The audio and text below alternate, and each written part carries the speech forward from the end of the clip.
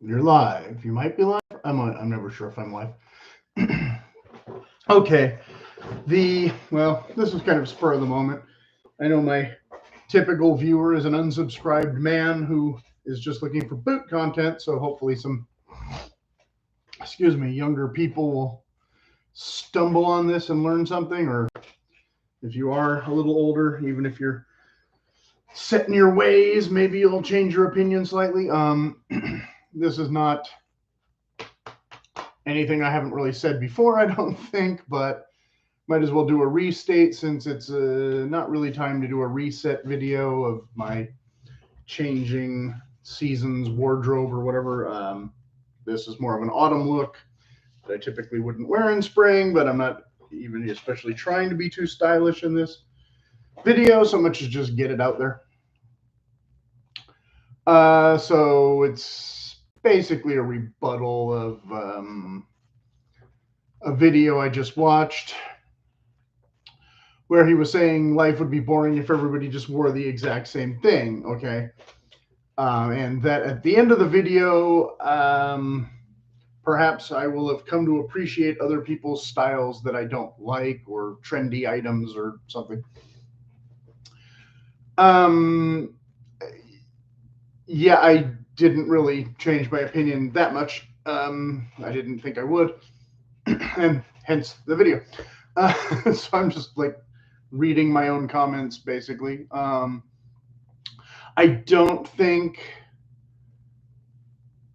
most uh, guys who make style videos, for starters, most men like me think that all men should dress exactly the same. That's not the point of this. The primary issue is that most men seem to be going out of the house now in a state of dishevel, and like I said, I've said all this kind of before, and also that they've already been underdressing for significant occasions such as funerals and court and even their own jobs for decades already now. Like, if you're going to dress casual for the funeral, at least have the wherewithal to remove the ball cap when you get inside the chapel. This goes more to basic manners and decorum than personal fashion style per se. I mean, a more fashionable man would already be wearing a more elevated style of the chapeau than a baseball hat, but would still know to remove it in the interior building space, regardless of the. I mean, there are exceptions. You go to a hockey game in an arena, nobody expects you to take off your hat. That's been true for decades. Now, when the hat trick first started, they were wearing fedoras, and they probably were not wearing them indoors, but the 80s happened, I guess. He talked about the 80s. We'll get to that in a minute. I think the main thing, most of the video was about kind of more trendy items, I guess, than classic fashion, because the suit is still basically the suit for 120 years or something now already, or actually more, but with variations on the collar shapes and the shirt styles and that kind of thing. Neckwear has changed since the 1800s slightly. I think the main thing with trends is that the items are often overpriced for the quality, or the thing, the price of the thing compared to a more tried and true items. So, like, I don't know, Air Jordans cost $200, but you can get a pair of dress shoes for less. They won't be great quality dress shoes, but something along those lines. But it's not it's not necessarily that they wear out; it's that they often go out of style before the purchaser even got their money's worth in terms of use. It may be still functional, but everybody thinks you look last season or last year already. So buying that thing is more about ego flex than common sense, within likely your budget. You could have had 3 pairs of those other kind of sneakers if you were just going to wear sneakers, but you wanted those orange Jordans or whatever to make that statement that only works with 3 of your outfits or whatever. I may have specific reasons to dislike some of those trends, other than just their style. Like he showed Crocs and baggy jeans. Well, Crocs are no style. They're meant to be vacation shoes, on vacay on the sailboat, not streetwear or standard daily wear. This sounds more like a trend for juvenile, immature, people trying to make a statement for just less money most of the time, which is why they were trends instead of lasting statements or classic pieces or whatever anyway. Like I can accept that Chuck All-Stars are, iconic because they've been around for a century and it's fine, but let's not pretend that they belong in the boardroom or automatically look good with every look for, outfits. I've done whole videos about that, I think already, including a review of those particular shoes. But they are functional shoes and they do have a look, right? You wouldn't go to wear a pair of dress shoes if you're trying to look like, I don't know, a greaser or whatever. Crocs, on the other hand, never look good. They're plastic boat shoes that have, a specific function. Baggy jeans just look stupid and shapeless. I mean, that's the argument against those. I think the original purpose of those was for criminals to hide weapons only, and then somehow it caught on because everybody wanted that street look with the Timberland boots or whatever too.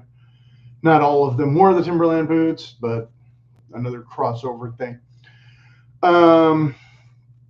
The people in the photos that they show where they're, all dressed up in their Martian looks or whatever, they're overdressed in a non-formal way, but they didn't usually put the thought into this style. They got it out of a catalog or off the internet. Not a catalog like a Sears catalog, but like a fashion, spread, or off the Instagram. So it's really somebody else's style that they're trying to pass off as their individuality as a shortcut, which is just superficial. And that's also why it fails and doesn't catch on or last. This is nothing new exactly. And then this is when he started talking about the 80s. I mean, talk about when that kind of thing, didn't originate either, but really had a heyday. And then the 90s, there was a totally different heyday with the baggy trend and other stuff. So middle of each decade, there's this big switch or something. We go from, that was new wave. Now we're this, whatever happened in the, so I think a lot of people conflate rock video 80s with actual 80s, or not necessarily rock, but like I said, new wave. There were so many musical subgenres then that each had their own fashion and style that I didn't really go into in his comments. Which again is why I get to make my own video and have my own thoughts here that you get to enjoy that those people might miss. But yeah, the actual 80s was mostly not Don Johnson or Missing Persons, but just, Izod polo shirts and members only jackets and pretty boring overall, except for the big hairspray girls prom photos and that kind of thing. There was some bright gaudy colors like pink and green neon pairings and such. I mean, yeah, there was a lot of that. So I think I've mentioned before that this 80s resurgence is a lot of the younger people who weren't around then, who think they know what the 80s looked like, but they would skip much of the stuff for being less iconically, tacky, basically. They would look at it and go, who would wear this? Even probably now, unless they're doing it as a joke to an 80s party, as a costume, like I've said. Whereas the 70s, on the other hand, it was a lot more true to form. There, a lot of people did actually kind of dress that way, and it was terrible. But that wasn't like all day, every day. There was a lot of grubby, rundown looking trends, apart from the disco polyester evening wear, too. I mean, just watch Dazed and Confused and see how the 8th grade boys are dressed. There was a lot of men dressed like that too. That's part of why the 70s was bad. Like there's that scene in the Studio 54 documentary where they're turning the guy away because he's a little bit too unshaven and he's wearing a t-shirt and bell bottoms and just denim pants, and they're like, you look like a bum, go home and change, go home and shave, like this is a nightclub, not a bowling alley. So they showed up, we stood in line for 2 hours, you want us in, yeah, no, we're not letting you in, go away, go back to Brooklyn, we don't care. Yeah, literally. So I didn't do the Brooklyn accent quite correctly, but to make a point. Then he talked about loafers being a possible style that people might adopt, that they, a year ago would have said were ridiculous, and, your style can change over time. Well, yeah, true. I still don't know if I can find a pair of loafers I like wearing all that much. I assume most people think I would love them for some reason, but they tend to cut the flesh on the back of my ankle, and which is a problem. And same problem I have with service boots up the leg a little bit when they're this 6-inch height. I'm dealing with that right now, where a bloody sock issue. But some loafers, I guess, look better than others. I don't know. I have one pair that I've never bothered to show on this channel because they were $50, and I just got them because they were at a sale price, and I've worn them once, and it was painful, so I haven't worn them since. The 80. Then you talked about tight jeans and skinny jeans and that kind of thing, and what used to be his style that now he doesn't know if he would wear again. Going back to the 80s, though the 80s was more tight jeans than most will likely recall, because of probably the baggy trend came in the 90s, and nobody would want to wear tight jeans like we wore in the 80s again as much, even though the skinny jeans thing came after and people were torturing themselves to wear that stupid thing. But in the 80s, it was more straight leg for guys, not skinny. It was tight in the waist and the rear and seat and such. But dad jeans, they weren't like skin tight. Tighter, I should say. Whereas for the gals, it was tight and tapered. And that's what kind of became the template for the skinny jeans, which is why skinny jeans for someone like me are seen as too effeminate and, for men. And frankly, in most cases, excuse me, not flattering either, especially if the guy has weight in his stomach and then it looks like he has spindly legs beneath. It's a terrible look. So that's actually aesthetics coming into play that the average consumer, who might follow trends a bit, doesn't apparently understand, because anybody who understands aesthetics knows that just looks bad.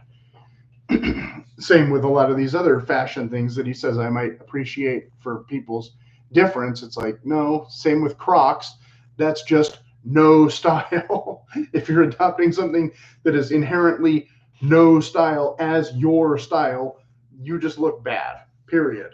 Again, that's why I have this channel, largely not just to make people feel bad, but at least to make them question their choices and want to elevate their look, and not just because you have to go to court or whatever, but because if you're going to class on a daily basis, other people still have to look at you, and it's, what is it, sociopathic or nihilistic or whatever, to dress intentionally to draw negative attention or offend or whatever.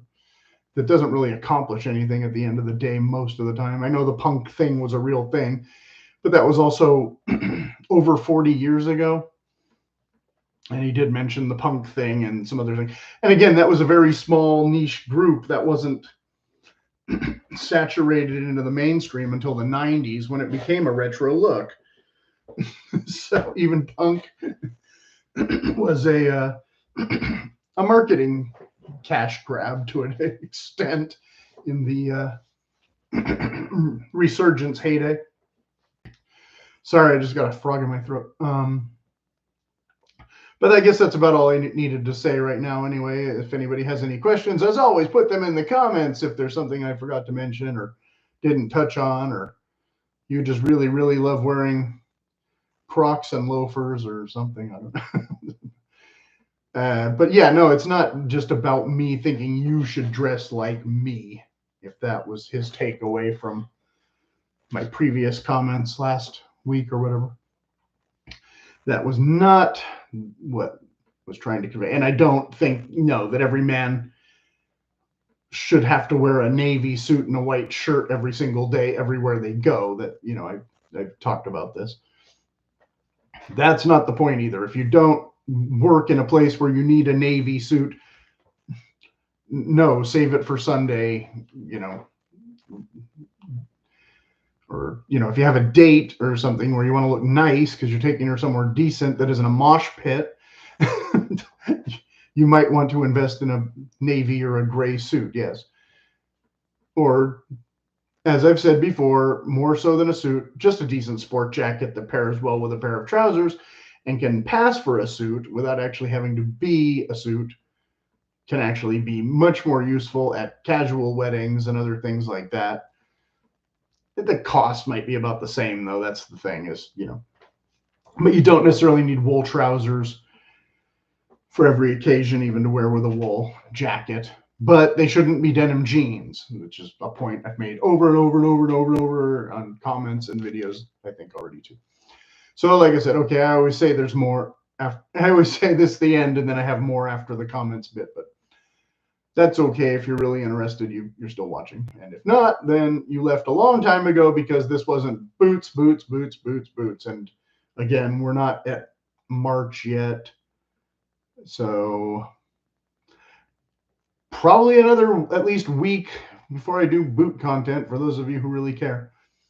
Okay, so happy Sunday. And this went on another 5 minutes longer than probably needed to, but that's life.